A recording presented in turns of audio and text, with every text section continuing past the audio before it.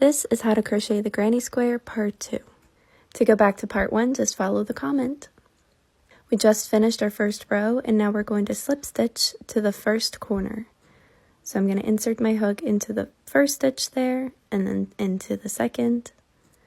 And then my third slip stitch is going to go directly into that big gap.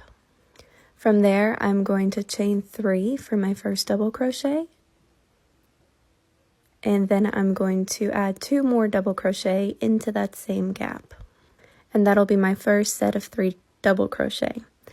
Then I'm going to chain 2 for my first corner.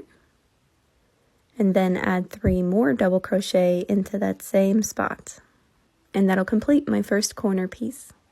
After my last double crochet, I'm going to chain 1, and then I'll add another corner section into the next gap. So each corner is going to have 3 double crochet, 2 chains, 3 more double crochet, and then I'm going to chain 1 to get from one corner to the next. If you like these kind of close-up stitch tutorials, be sure to like and follow. I post them every single day on my page. And if you have any questions about this stitch or another stitch, you can leave a comment on any of my videos, and if I can't answer your question in words, I'll make a video response to it. So here's my second corner. I'm going to chain 1 and go to my third corner. And again, it's going to be 3 double crochet, 2 chains, and 3 more double crochet.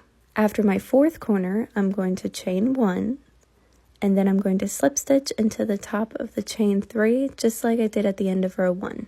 This time I'm picking up 2 other loops, and part 3 will be in the comments.